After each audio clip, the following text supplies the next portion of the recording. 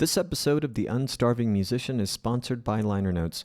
Want to learn from the hundreds of musicians and industry professionals I've interviewed? Sign up for Liner Notes, my curated email newsletter where I share the best insights and knowledge gems from the show. From marketing and songwriting to touring and sync licensing, you'll get actionable tips delivered straight to your inbox every 2 weeks. And starting this month, Liner Notes Insider Edition will feature exclusive deep dives, detailed case studies, and premium content that goes beyond the podcast interviews. Sign up at unstarvingmusician.com/liner notes. It's free to get started, and you can unsubscribe at any time. Welcome to episode 316. The numbers are cranking up there. How are you doing? Where are you? What are you doing? What are you wearing? I hope everything's great in your world. Today's episode is about home recording, and it's a drummer's perspective, mine, of course. And before I dive into it, a couple of music news headlines. I always think it's fun to check these out for the episodes when I can. I noticed that Spotify, Sony Music, and Warner Music Group called off Grammy Week events as cancellations mount following the deadly LA fires, which reminded me our hearts go out to all those being impacted by the LA fires. It's horrendous. I don't even know what to think or say about it other than to try and help, which I did with a small donation to the LA Fire Department. Maybe you can do the same if you haven't already. One easy way you can help. And something else I noticed in the headlines, Ghanaian music legend who founded Afro rock band OCBisa dies. I don't know his music, but it sounds like a big deal. I want to check it out. He died at 88. And world music's always curious, so I'm going to check out his music today. All right. Today's episode is based on a recent edition of Liner Notes, and I will put a link in the show notes because there's a lot of good stuff in there that you may not hear in today's episode. And so I'm going to share my journey from basic podcast recording to producing music and recording hundreds now of podcast episodes, including practical tips on choosing your first DAW, selecting an audio interface, and setting up your recording space. So let's dive into it. Let's first talk about fundamentals. So great recordings don't require a professional studio. That may be a little sad for some to hear anymore, but you'll hear as we go on, though, that I did use a professional to assist in mine, but not the traditional professional studio and that you might imagine from days gone by or in the capacity that you might imagine, but I'll talk about that in a moment. It really requires a focus on understanding fundamentals and, of course, some gear. It relies on performance quality over gear, though, and we're going to talk about common misconceptions in recording. As I said, great recordings don't require a pro studio. All the technology has become accessible and has been for a few years now. Focusing on and understanding fundamentals, as I mentioned, will really help you get started. If you're like me, it's a little overwhelming and I'm kind of a tech nerd. I wouldn't say I'm an audio nerd, though, so maybe that was part of my challenge, but it'll really help you record the best you can without the hindrance of the learning curve.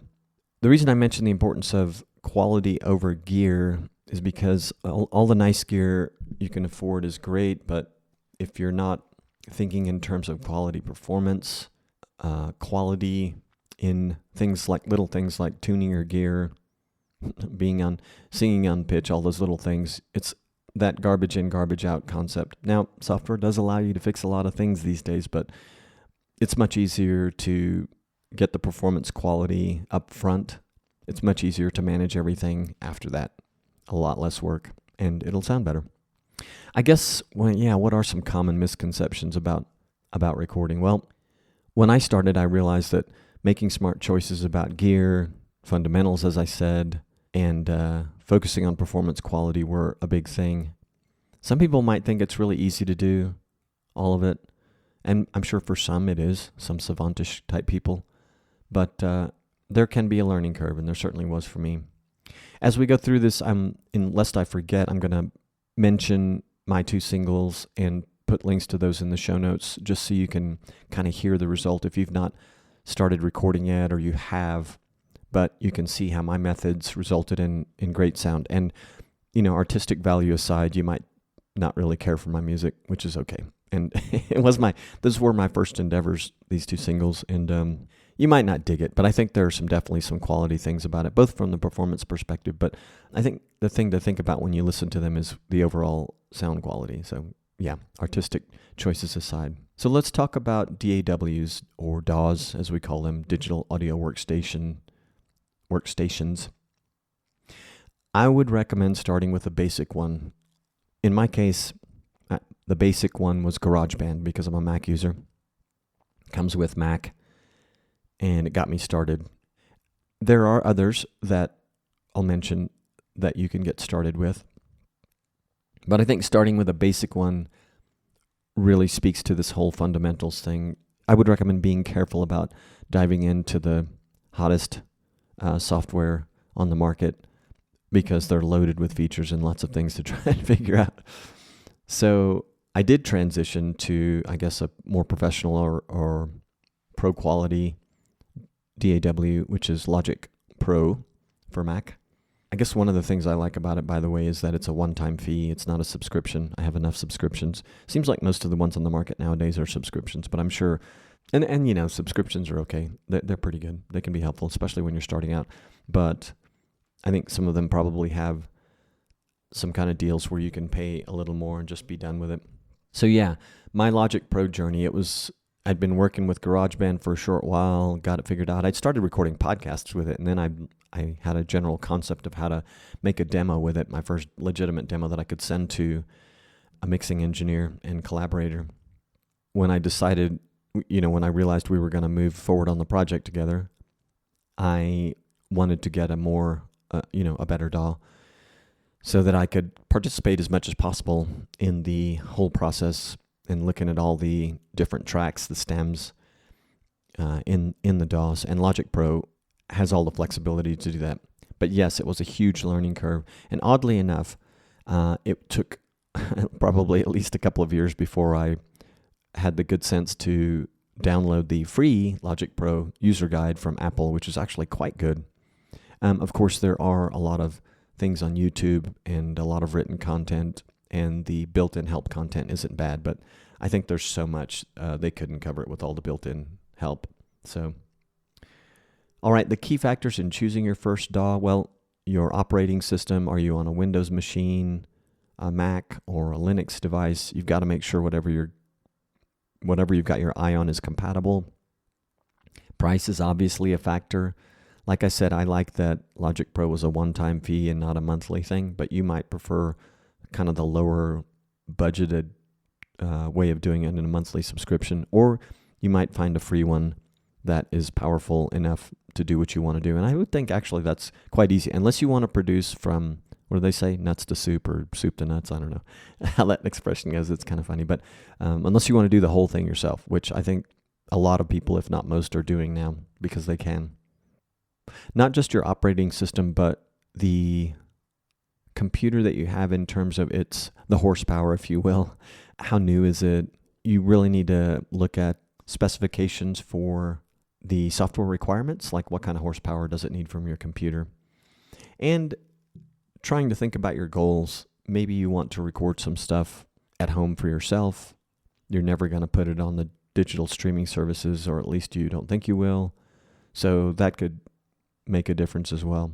I would say that other factors are peer review, if you will. So obviously there are lots of reviews out there on every kind of software, but I would really try to talk to people that you know, or try to meet people that record and ask them what they think. Everybody's got an opinion, of course, but I think if you talk to enough people, you can kind of figure out what makes the most sense and what is actually worth spending your money on. Okay, let's talk about managing the learning curve. I would say be careful for it should be easy trap, because I thought would be. I'm like, this is software. I love software. I love technical things. I can figure this out. No problem. But there's a layer that is still kind of new to me. And I've decided after doing these recordings and getting into live sound mixing that I need to learn more about signal flow. But we'll touch on that just a bit later. So many experienced musicians, though, fall into thinking that it'll be easy, but don't believe it until you find it to be true. Unless you find it to be true, that's great. take a small wins approach. So start with recording just one instrument or a voice, doing that well before you expand. So little at a time. There's value in like short, focused learning sessions also versus like marathon, frustrating troubleshooting. I think I inadvertently did that when I was recording my stuff, and that was just partly because of my schedule and my studio conditions. So I kind of had bursts of productivity and learning. I'm also not the sit for hours and try and figure stuff out, although I arguably could have spent at least, maybe I did spend about 2 hours at a time, but I feel like there were probably some times that I would literally spend half an hour doing something. But that was probably when I felt like I knew what I was doing. Video tutorials can make things look deceptively simple. They are great, and I encourage you to check them out because there are going to be a lot of great ones, but just be careful when you watch them. I think a lot of people that create these videos, myself included, when I occasionally do them, we tend to miss some small important detail that we assume you might know, and that can make it a little frustrating for the person who's trying to learn. I mentioned signal flow earlier before diving into like plugins and effects. I did not have to worry about using a lot of plugins and effects, although after recording my singles, while I was recording them, I played with them, but my collaborator, I let him deal with that. Now then, since those 2 recordings, I've played around with them without knowing basics of signal flow, and I can tell you that I've had a lot of questions and some minor like sort of problems. I've been puzzled about things, and I'm sure it is related somewhat to signal flow, sometimes to the quality of the plugin. Also, having in the last year or 2 bought a Behringer digital mixer and learning about live sound, using effects, monitors, things like that, I quickly realized, wow, it was super important to understand the whole signal flow of this. So I'll have some resources in the show notes for you to check out to just give you a basic understanding, and I think that would be a great place for you to start.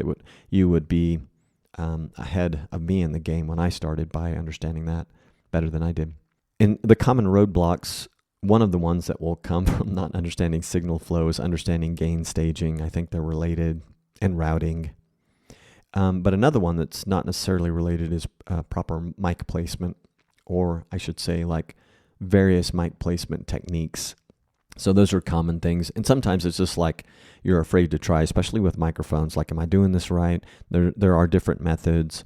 I kind of had an old school mentality. However, I wouldn't say that my ultimate miking technique for a drum set was old school by any means, but I had this sort of legendary Glenn Johns sort of mentality, and I've always liked playing with mic placement, so maybe that helped me a little bit, just keeping things basic.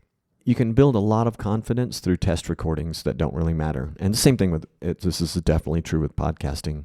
You know, they always say, just record an episode. You don't have to publish it. Get used to hearing your voice. But it's the same thing with music. My first demo, I was playing guitar on it for someone else so they could get a grasp of what I was going for. I'm a terrible guitar player, was then, and I haven't improved much since then. But I had enough to write, a song, had enough skill sets for that. But like putting it together and playing it for a demo, yeah, it was clunky. But anyway, that demo did build some confidence, but more so when I got to my areas of higher competency like drumming and singing, that definitely helped. I would say creating a personal knowledge base or journal of what works and what doesn't. I'm not personally consistent at doing this, but I do occasionally do it because I know I'm going to come back to that little gem of knowledge at some point, and I want to know where to find it. So in a way, I do it. Sometimes I literally will open up a text file or something and just keep some relevant notes, but later I'll talk about how I do kind of implement this strategy. Okay, next, setting realistic expectations for the learning process. So the first recordings that you do rarely sound like commercial releases. That's definitely the case for me. It was a gradual process, but for me, the first swing at a single did have some commercial quality. Well, yes, but not all of them, and that's just because I was a new songwriter. But I think there's a lot there. The song structure, the length, the sonic value, the way it sounds, those things. Now, I think when you start getting into songwriting, even in my kind of rock, whatever, prog rock, pop rock genre, I could mature more. But anyway, there are some commercial values there for sure.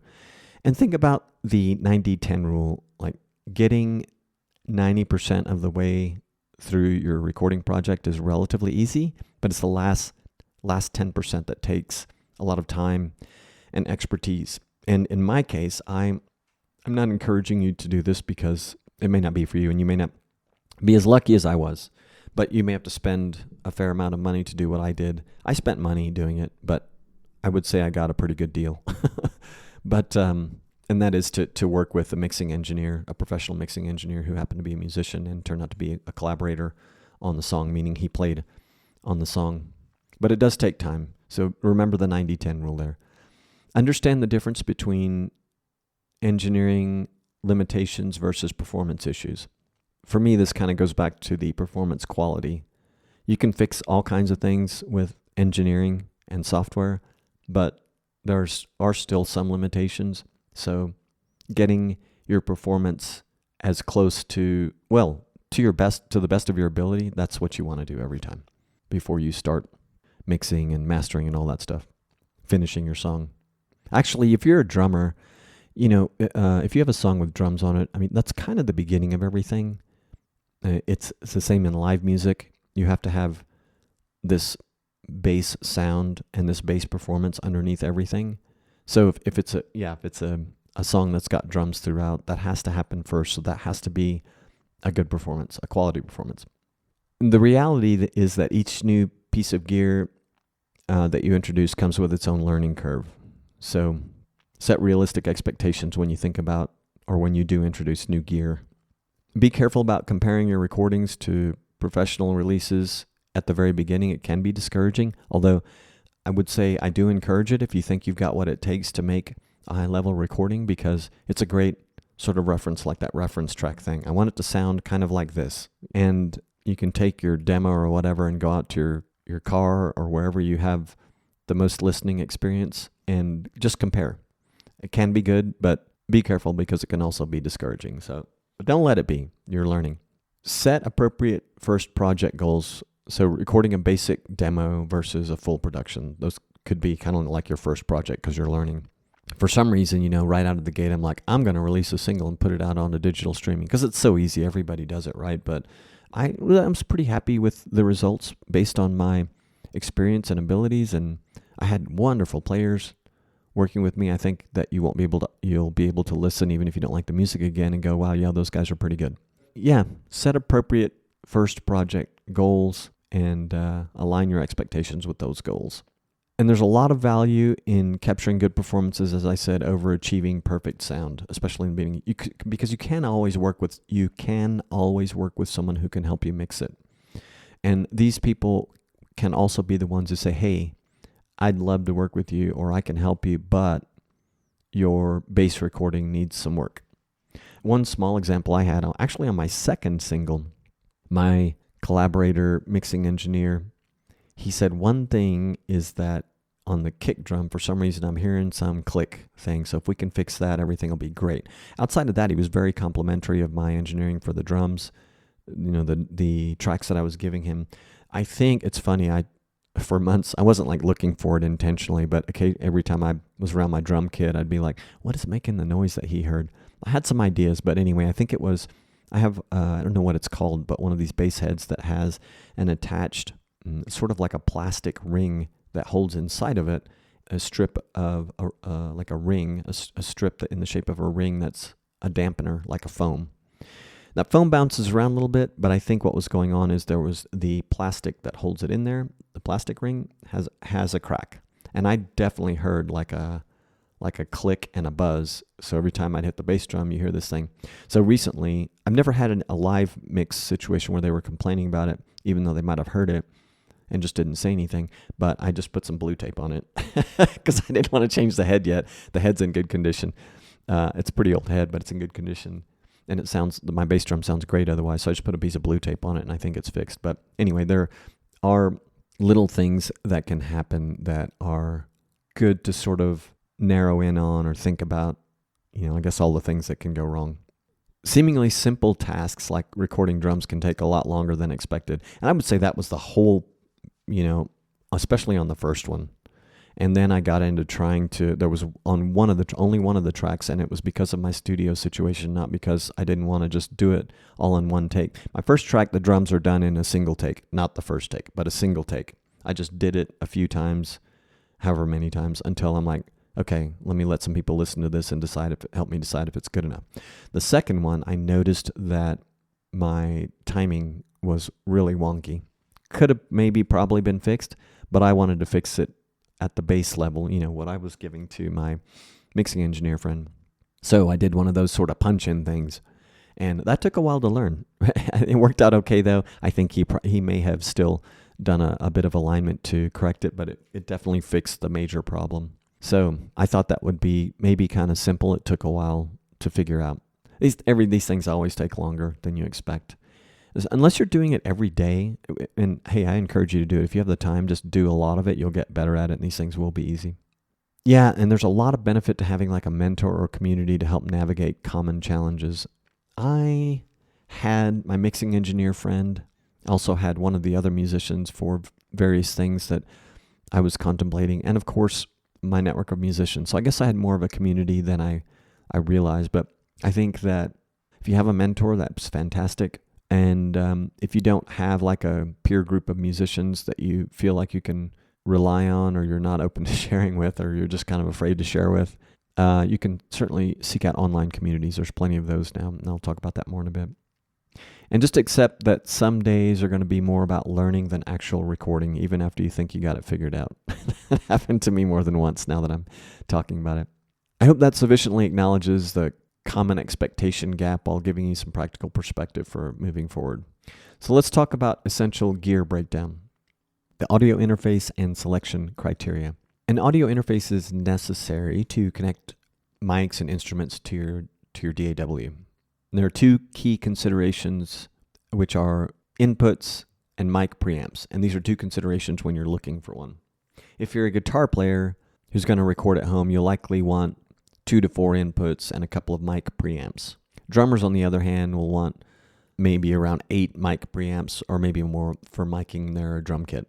And I'm going to put a link to a basic buyer's guide by Sweetwater in the show notes, that if this is all super new to you, you can check out the buyer's guide, and they've got a lot of great products there too. So interface considerations, there are different connection types. The common ones are going to be USB or Thunderbolt. You need to look for, compatibility with your computer is key here. It has to be something that you can actually hook up physically to your computer. I think most of them you're going to be okay. The bigger thing you have to make sure of is operating system compatibility. But you do want to make sure that you can get the hardware part figured out. Understanding the specs of your computer and the audio interface choice will help you determine the compatibility and or any adapters you need to make it compatible. It's very important that you choose one that has known stability where their software drivers and support, the manufacturer support, is concerned. I'm a huge fan of support, so I haven't really had to seek much out, but documentation is one element of support. So my audio interface has good documentation. It's a popular one, so there's a lot of people out there throwing support-related content on YouTube. So that's very helpful. And I know I could contact the manufacturer if I needed to. So built-in features to look for: direct monitoring, MIDI I/O, and phantom power. For me, the biggest one on that was phantom power. I think direct monitoring is right up there, and for many of you, so is MIDI. The audio quality differences between interfaces in the same price range are minimal as far as I can tell. But as you start spending a little more, you'll get a higher quality, definitely. But there are diminishing returns. So a major variable that I think is probably overlooked is that people using higher end interfaces also have invested more in the surrounding gear and the room treatment. And that's, by the way, from a Reddit archive. I think I might have put a link in the show notes to that as well, because there's a great question in there about this topic.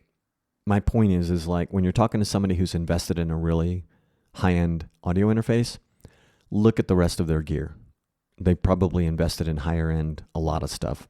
I'm definitely in the sort of mid-range starter audio interface and microphones price range.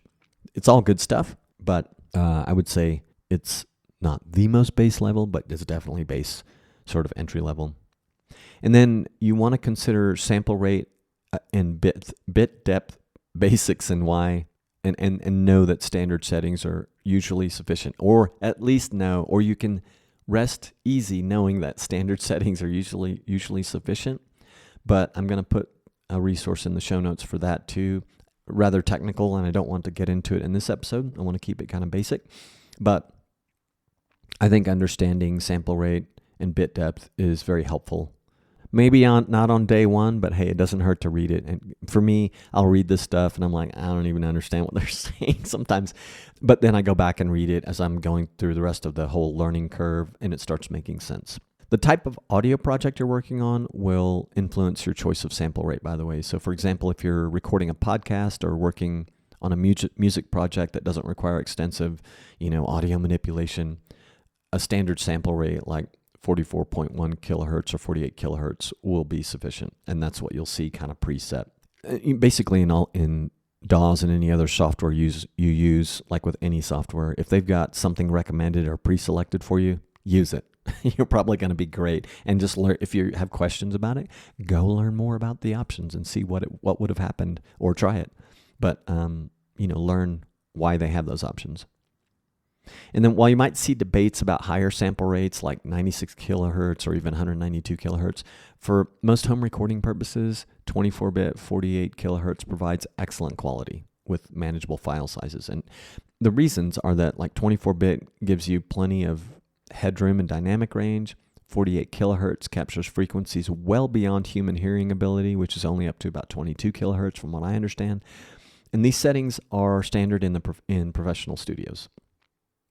Larger sample rates create bigger files too, so without any noticeable benefit for most projects.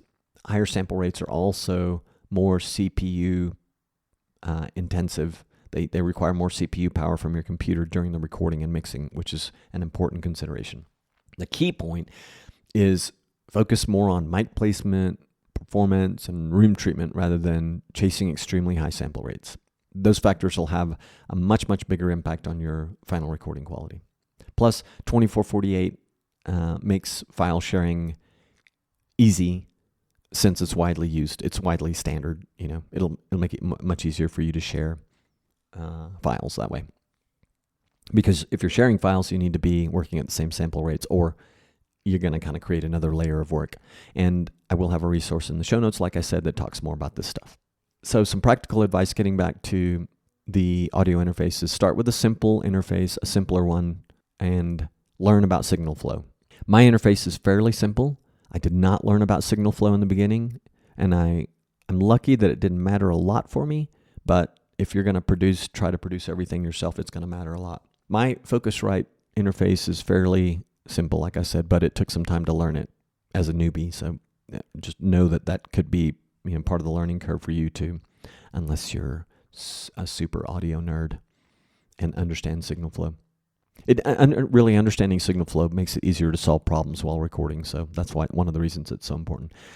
And when it comes to mixing, understanding signal flow helps you maintain the highest sound quality possible. And I'm going to have, you guessed it, a link in the show notes to talk a little bit more about signal flow. And when you buy an interface, future-proofing with more inputs than you need can be smart. It's sort of like buying a computer with the most hard drive space and memory you can afford, because the hard drives are going to get bigger. Well, actually, the software applications that you're going to be putting on there, the number of them are going to grow, and the size of them is going to get bigger, and the resources they need are going to increase. So it's the same concept. So think about future-proofing with more inputs than you really need, if you can. And there's a lot of value in quality preamps versus quantity for beginners. I sort of realized this after many months of podcasting, because the preamp on my Focusrite, now this is not something that's an issue for every Focusrite because they have different model series or whatever, different series is in the Focusrite line. So they have some that have better preamps. And anyway, I think that you want to learn a little bit about those and make sure that you're getting one that meets your needs. Now, my Focusrite preamps meet my needs just fine. The funny thing is, it's mostly for podcasting that I wish I had a better preamp. And I'll resolve that one of these days here. But for recording drums and vocals, what I have, they're good preamps, but I could have better, but they work great. So, but just understanding them is good. Common connectivity issues that you might run into. I'm going to put an article in the show notes that talks about them, which I think will be extremely helpful. But the wrong physical connection, like USB Thunderbolt port selected in system preferences, can be an issue. So that's especially common when switching between laptop and desktop setups. So choosing the wrong, you have the wrong port selected. And the interface appears to be connected, but there's no audio passing through. That can be because of this. Outdated or missing drivers, that's common when you're starting fresh with a fresh computer install. So make sure all your drivers are up to date. That can cause like intermittent audio dropouts or the interface not even being recognized. Sample rate mismatches can definitely be an issue when the DAW and interface settings don't match. And that results basically in audio playback at wrong speeds or no audio playback at all. Buffer size problems could be too low, too high. CPU overload and audio cracking can happen if it's too low. If it's too high, you can get noticeable latency when you're recording. So there's a sweet spot for your system, and you will have to find that. And some of the resources I'm including in the show notes will talk about buffer size too to help you learn that. So you can avoid some of this by creating a startup checklist. Check your physical connections, verify that the interface is selected in the system audio settings. That's very common for podcasters, a common problem. Confirm the interface is selected in your DAW, match the sample rates across your system. And then 2, keep a simple troubleshooting routine. So start with the physical connections, check power, USB power supplies if they apply, verify driver installation, and restart the interface before the computer. Let's talk for a moment about latency and buffer settings. So buffer size is the number of samples which corresponds to the amount of time it takes for your computer to process any incoming audio signal. A higher buffer size will result in greater latency or delay, and the higher it is set, like a larger number, the more noticeable it will become. That means that if you set the buffer size lower to a smaller number, then the processing will take less time, and latency and delay that you hear will be decreased, making it less noticeable. So you're like, why would I even bother setting it higher? But all that said, there's not an industry standard buffer size and sample rate. So it's all dependent upon your computer's processing power, which is why you play with it. But normally, I would say recording at 128 to 256 at a sample rate of 48 kilohertz is acceptable for most computers, but you might have to play around with that. And I'm going to put an article in the show notes for that as well, because I know that was kind of a brief introduction there for those of you who might have no idea what I'm talking about. And then I guess a little real world context and how your recording goals might affect your interface choice. So think about, there's 2 important questions. What are you recording, and why are you recording it? So if you're a guitar player who's collaborating with various people and you're going to do most everything right at home, I think your choice is going to be pretty clear. If you want to create a home studio that your band can use, including a drummer, and you're going to be the one with the audio interface, that's another selection entirely. Or can be. It doesn't have to be, but it can be for sure. Mobile recording versus studio matters in the selection as well. So if you want to be able to get out in the field or go record at basically go and record at other people's locations, then having gear that's, a rig that you can move around like it was your guitar rig is important. There are a lot of budget interfaces, I would say mine included, that punch above their weight class. It's kind of a funny saying, but definitely my Focusrite does, and there are a lot of others. Apogee, they're probably punching at their weight class. They're like they make some higher end preamp stuff, but I think they have stuff that's right in line with what I bought as well. But that's another well-known brand that's sort of in an affordable range. I have a good friend that uses one, and he likes it because of the preamps. Okay, when to consider upgrading your interface? I would say basically like any other piece of tech.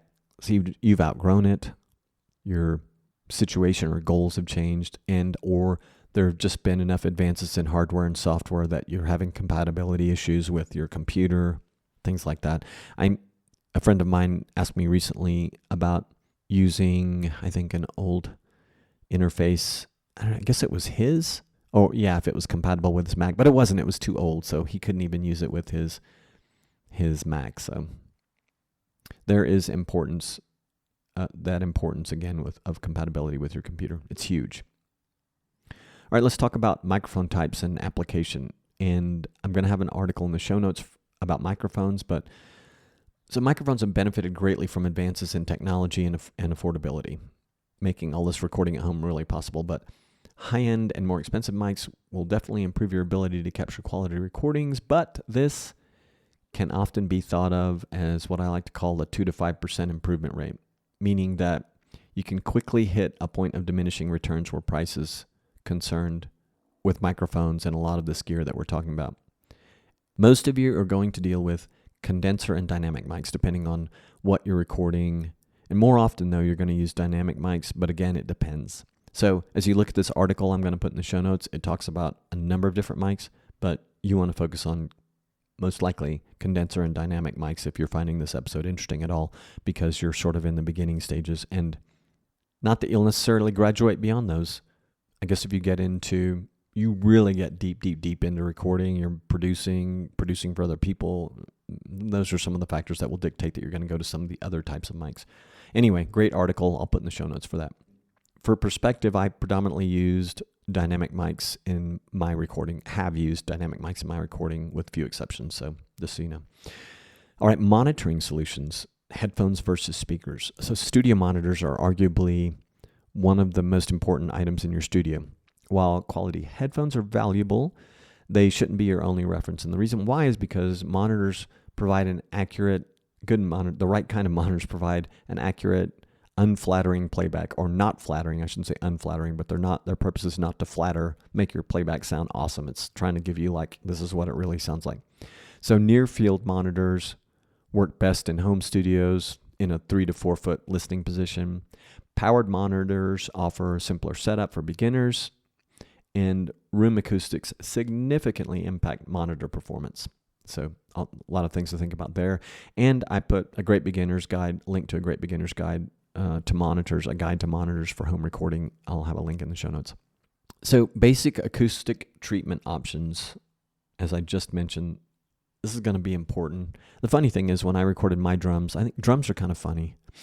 I'm in not a big room, but a boomy room. I did do some DIY acoustic treatment just to mitigate the boom a little bit, but there's a lot of boom. I mean, I literally could not listen to my own drums in those rooms, but the recordings came out great.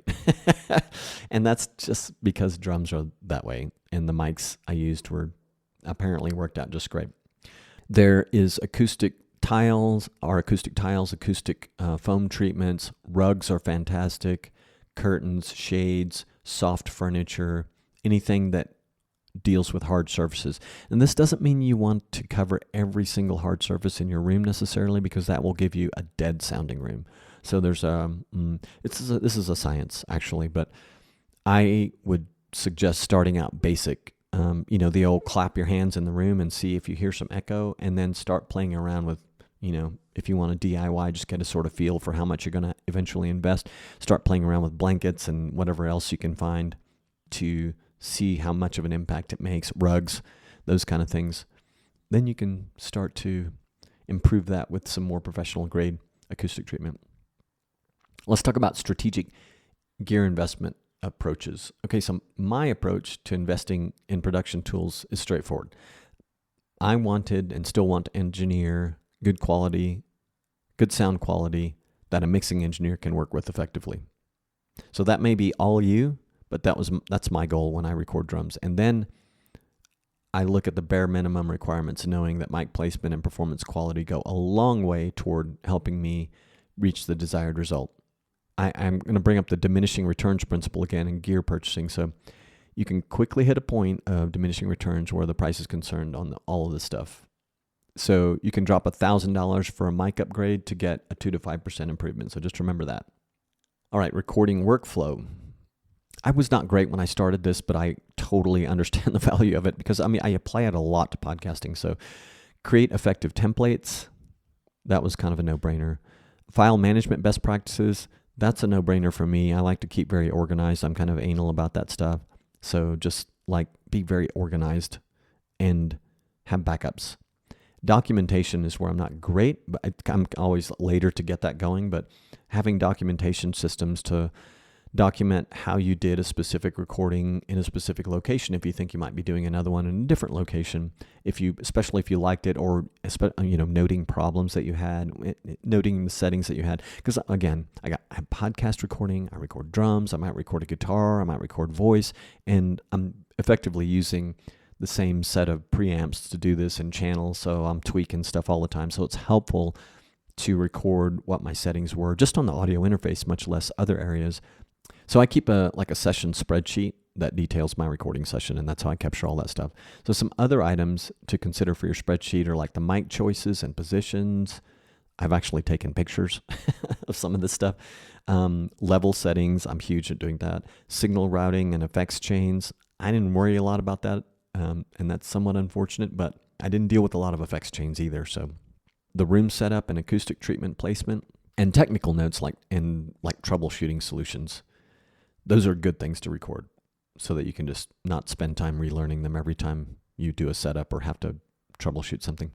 I typically keep things like this in a flat spreadsheet, but you can be as detailed as necessary to help you develop an easy, repeatable, and enjoyable process. A session preparation checklist. Because I do so much podcasting, I'm really big on this. I mostly do it pre and post recording checklists. I have the pre-recording part, I kind of just have done it so many times, but the post-recording has been more recent in my evolution as a podcaster, so I focus more on the post-recording checklist. And I'm a bit more relaxed recording music than I am with podcasting, but that would all go away if I was recording for like paying clients or I was being paid as a session player. But like when I'm recording at home, my goals are just different and they're just kind of more relaxed. But some time-saving techniques. Here's some routines that I recommend. So create and maintain a DAW templates, which I mentioned earlier, with common routing and bus structures. Oh, that's a good one. I've started messing with some of these things with the live mixing. Your preferred plugin settings, track naming conventions, implement some good file management best practices like consistent naming conventions, organized folders, and immediate session backups. All right, here are some specific drummer considerations because I'm a drummer. Space and noise considerations.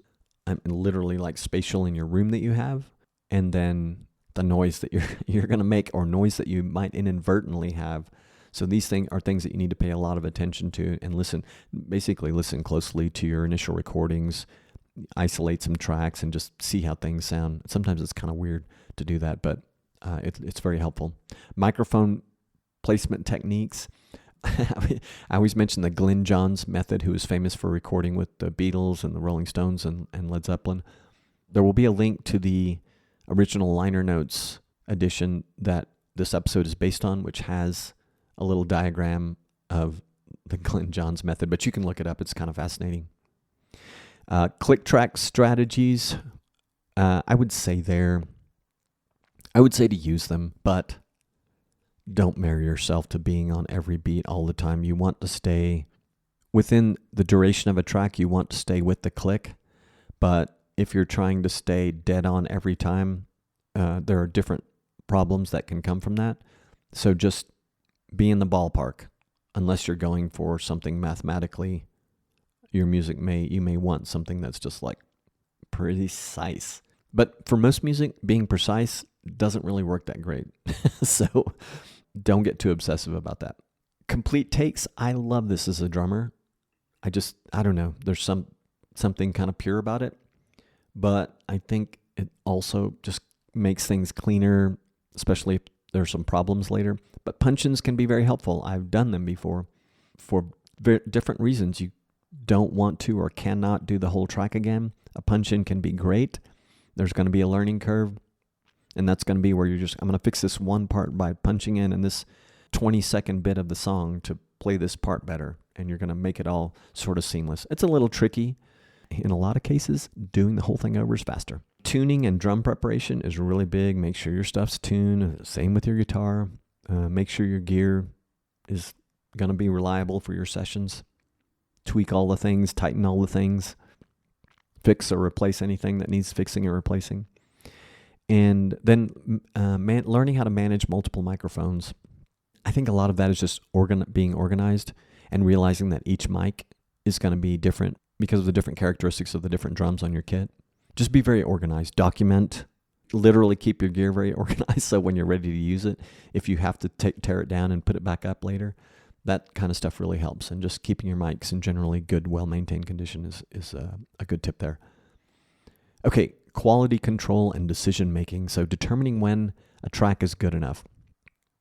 Start with getting objective feedback from your peer group and use reference tracks. Like, I wanted it to sound at least as good as this, which maybe you're never going to get it to sound at least, but you're getting in the ballpark. That's good. And set realistic expectations. I remember on my first one, I'm like, I know this drum track is pretty good, but I really need to hear it from someone else. One friend told me, step away from the keyboard. It's done. But, and another one who's an accomplished producer, he just said, dang, you're a really good rock and roll drummer. So that told me all I needed to know. It was good and ready to go. The importance of starting and learning by doing, like I said, just do it. Record a demo on your phone, then record it on GarageBand or whatever your first DAW is, whatever DAW you have, and just start doing it. Remember, the learning curve can be pretty steep, time-consuming. Just be patient, keep going at it. It is fun. It's fun to learn this stuff. There's a little frustration involved, I admit, but it's fun at the same time. Some resources for learning. I put a lot of stuff in the show notes. YouTube is a great place, and other musicians. Other musicians are great. All right, so here are some immediate actions you can take to get started. So download a DAW and start experimenting today. I'll have a DAW comparison chart in the show notes, a link that you can check out if you need that to get started.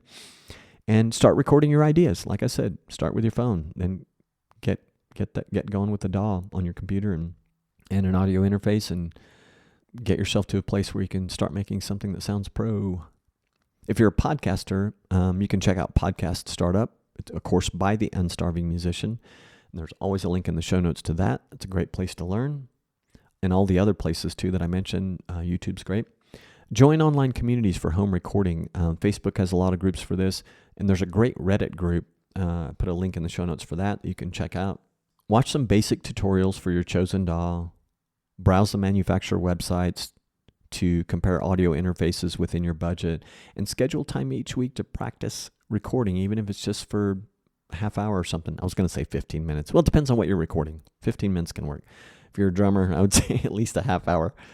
And community engagement. Share your first recordings with other beginners or your peers. Doesn't have to be with beginners. I shared mine with a very accomplished producer and another guy who had a ton of experience, and another guy who's just like a player and hasn't recorded anything in his life. So I got a wide range of opinions and feedback. Find a recording buddy or a mentor that can help you troubleshoot. That's a big one. That's been a thing have been doing with live sound.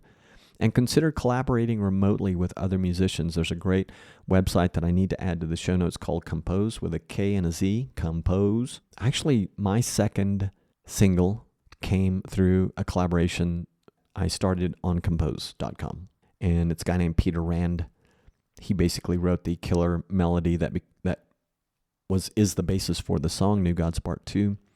And I think I mentioned at the top of the show, but there are links to both of my singles in the show notes for you to check out, and so you can kind of get a reference for what I've been able to accomplish using these approaches. I think that's it. I hope that gets you started. Maybe you've already started and you were looking for some tips. You can always reach out to me on socials. I'm at Rabonzo Drummer, or you can find me through the Facebook page for at Unstarving Musician, although I don't always see that one. So Instagram, Twitter, or Threads are an easier place to message me on socials, and there's a contact form on unstarvingmusician.com. As an independent podcaster, your support means the world to me. You could even say that I depend on it. With that in mind, here are some things you can do to support the Unstarving Musician. You can sign up for Liner Notes, which is an email newsletter from yours truly, in which I share some of the best knowledge, insights garnered from the many conversations featured on the Unstarving Musician. You can sign up for that at unstarvingmusician.com. It's free and you can unsubscribe at any time. And if you just can't bear the idea of signing up for another email newsletter, you can also visit unstarvingmusician.com/crowd-sponsor to learn about many other ways of supporting the podcast, including a quick, easy online tip jar. Click, tip done. Easy and super appreciated. But there are things you can do that don't cost you anything, like follow us on your favorite podcast app, you can leave a review on your favorite podcast app, or you can shoot a review to robonzo@unstarvingmusician.com that I can use on the website. Or just share this episode with a friend. That would be amazing, and all this stuff has a big impact on our audience growth. Until next time, peace, love, and a whole lot of gratitude.